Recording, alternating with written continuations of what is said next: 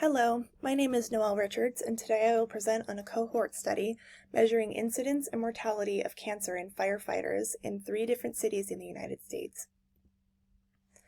The study in question from Daniels et al. Is entitled Mortality and Cancer Incidence in a Pooled Cohort of United States Firefighters from San Francisco, Chicago, and Philadelphia, which followed its firefighter participants from 1950 until 2009. This study was published in the Journal of Occupational and Environmental Medicine in June of 2014. For some background, there are over 1 million firefighters in the United States, varying from paid professionals to volunteers, all of whom work in service of their communities. These firefighters are exposed to carcinogens such as formaldehyde, benzene, aromatic hydrocarbons, asbestos, arsenic, 1,3-butadiene, and other chemicals, along with debris and particulates inhaled directly into the lung. Because of this, firefighters have been known to have a higher risk for various cancers in their body, including lung, brain, and gastrointestinal, to name a few.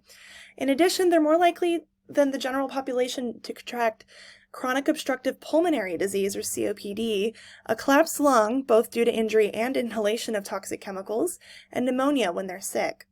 Firefighters are also at risk of being burned, having broken limbs from falling debris, and even penetrating wounds, all of which are additional methods of exposure to carcinogenic substances, in addition to inhalation.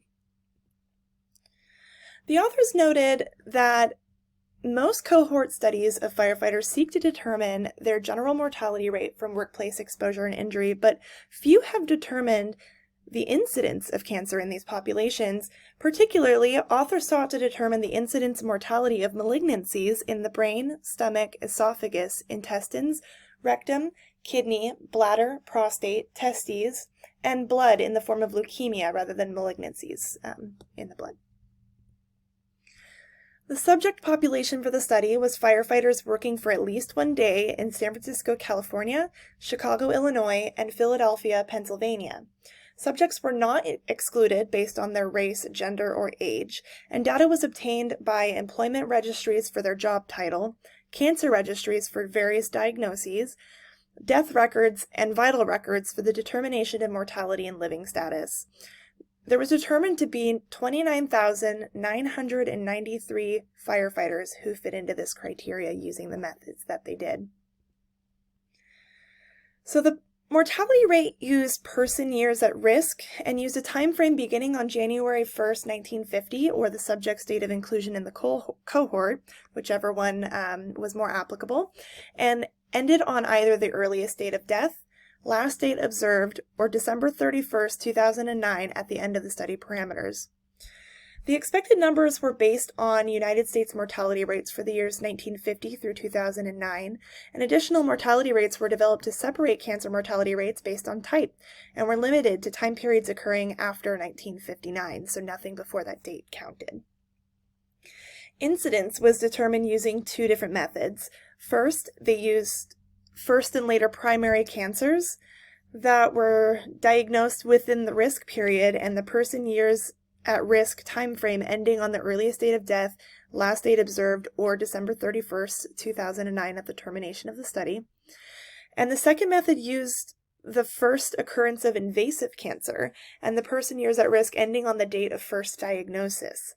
Both of these approaches use standardized incidence ratio for observed malignancies compared to the expected number of cancers.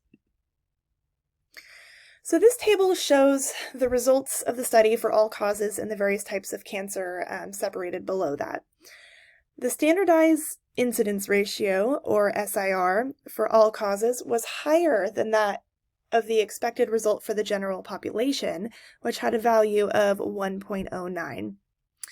The highest standardized incidence ratio was for esophageal cancer at 1.62, though the highest mortality rate for these was cancer of the small intestines at 1.66.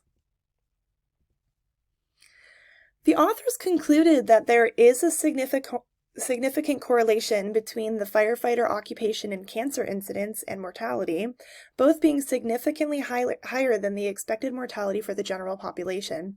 They also determined that there is a high incidence and mortality for mesothelioma compared to the general population, which makes sense because of the higher risk of asbestos inhalation on the job, which is known to cause mesothelioma, which is a cancer of the lungs, a very specific cancer of the lungs. All in all, I do agree with the results of this cohort study and expect future workplace protocol in firefighters to include more efficient respirators, but there were limitations to the study. The study was limited by the sensitivity analyses conducted that determined that there was not a significant bias when using employees who have not remained in the profession for long. If an employee is only a firefighter for maybe 6 months compared to people who have been doing the job for about 20 years, that creates a significant bias on the amount of time and could also drag down the incidence. So it could actually be a higher incidence for cancer in firefighters based on that. There's also confounding bias for lack of consideration of smoking status, BMI, and family history and genetics that may also contribute to both cancer incidence and mortality from cancers. The methods used were applicable to the chosen population. However, as data was obtained through vital and death records, employment records, etc., the study was limited in the information that they received, and the confounding factors would be better analyzed when medical records are included from voluntary participants, and when compared to a set of controls meeting target demographics but not working in the firefighting field. So, thank you. This is my reference for the study that I read. It's a very interesting one, and I highly recommend it to anyone interested in the hazards of firefighting. Thank you.